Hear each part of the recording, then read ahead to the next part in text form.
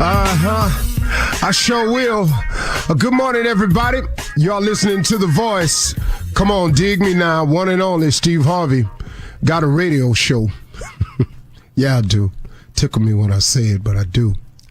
Like I say always, it just is a constant reminder of how good God has been, of all the things he's brought me through, all the challenges he's allowed me to overcome, all the times he's forgiven me, all the times he's allowed me to get it all wrong and turn around and get it right. And I still got a lot of challenges in front of me, still got a lot of changes I probably need to make. So my question to you is, what's stopping you from having the life that you want? What's stopping you from having the life that you want?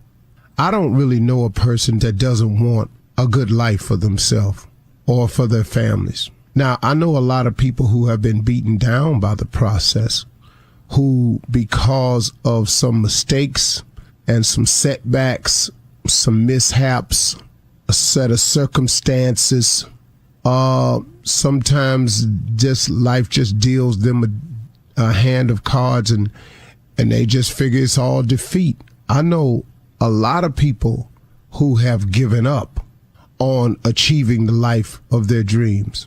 But I know they'd still want them if they could get to them. But they just allowed to settle for so many reasons. So who I'm talking to is you today. What's really stopping you from having the life that you want? What's really at the core of stopping you? What is that? Is it your friends or your associates? Is it the fear of what you think somebody else will think of you if you decide to change? Is it what I used to call the call of the wow? Is it the fact that you keep thinking that the thing that you're doing that's providing you these momentary moments of pleasure that really ain't really good or healthy for you, you don't want to stop doing that because you got just a little bit more something else you want to do? I call that the call of the wow. You know, it's just out there. Them streets is calling you. Them lights is calling you. You know, them girls is calling you. Them guys that's on the wrong side keep calling you. You can't seem to make a decision about the right guy. You keep picking the wrong guy all the time. What is it that's stopping you from having the life that you really want to have? So whatever the reason you're choosing, that's the reason that's stopping you from having the life that you want to have. It's no good, because at the end of the day, here's the real deal. See, God is available. And God is available for all of us. And God has a plan for all of us. And God wants the very best for all of us. That's the truth of the matter. So now what we going to do to get started having that life? First of all, if it's your friends, I want you to understand something. Your friends can't save you. A lot of your friends offer no real help for you. Most of your friends don't have the answer themselves. I mean, it's just a wide range of reasons. And misery love company. So usually when your friends are in a bad position, they kind of like company in that bad position. Your friends ain't going to church. You're going to be their friend. They don't really want you to go to church. You know, your friends don't pray. So why would they offer up prayer as a solution to you? You know, your friends don't really get the fact that if you treat people better, people would treat you better. So what's that? So your friends are a lot of times the reasons, you know, the peer pressure of what, and then the thought in your mind of what they gonna think once they find out I don't do what they do anymore. Who cares what they think other than you? I mean, really, you can't let what somebody thinks of you stop you from having the best life you wanted to have. If I went by that theory right there, I wouldn't even be on this mic this morning. I would have never become a stand-up. I would have, had I listened to the people around me who clearly told me when I quit my job to pursue this, boy, don't you quit your job. You got a family. Boy, don't you do this. You ain't got no bit. That ain't no security in that. Get yourself a job. Go down here and work your brother. Go to work over here. I heard all of that. I didn't let that stop me from pursuing this. Why would you allow that to stop you from pursuing your relationship with God so you can have the best life you could possibly have? You gang bang because they've convinced you that this is the family situation and love that you don't have, and they've convinced you that this is your only way, your only source of getting over. And then you drum up these ignorant reasons, man, for staying with it.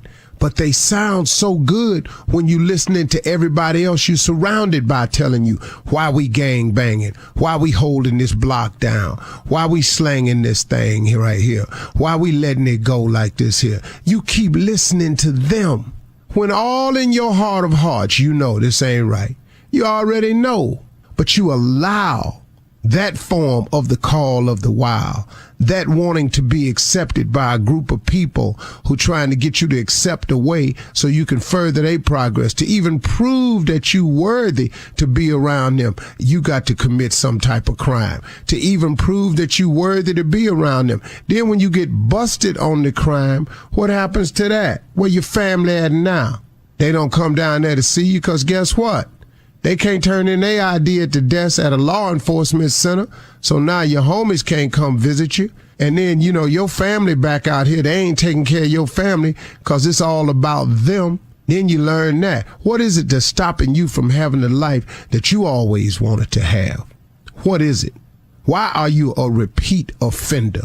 Why do you keep checking yourself back into that institution? Why, man? Why won't you get it together? Why won't you give God a try? Why won't you disassociate yourself? Why would you continue to be a part of a revolving door system and becoming the farm system for these institutions that ain't got nothing for you?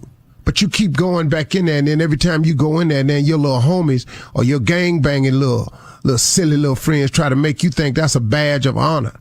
There ain't no badge of honor, man. That's one more scratch on that record. That's one more nail in that coffin.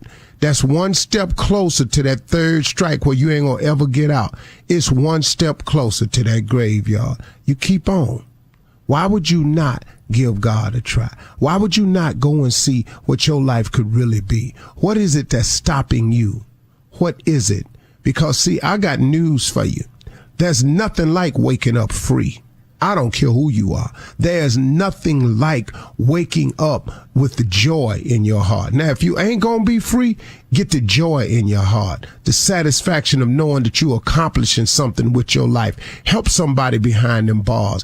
Get in the program. Show these young cats when they come in a better way. But don't you dare sit there, man, and just ride it out.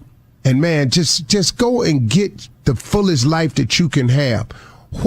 You know what it feels like to wake up and be on your way somewhere, knowing that you have something to accomplish, that you can change somebody, that you can stop somebody from going down the road you went down. It's a whole lot of ways to make your life better. But why would you not go and have the best life you can have? What is it that's stopping you? What is it? Really? Really? So you think that Satan really has your best interests at heart? That little thing your mama kept telling you about praying. You wasn't listening, was you? But you know, it ain't ever too late to get back to that. It ain't ever too late to get back to where you from. It ain't ever too late to go back home. It ain't ever too late to turn around. It ain't ever too late to get your life together. It ain't ever too late to seek God. And it ain't ever too late to pray. Don't forget to pray. Don't be ashamed to pray, and don't be too proud to pray, because prayer changes things. Prayer changes people too. I'm a witness to that. Steve Harvey Morning Show.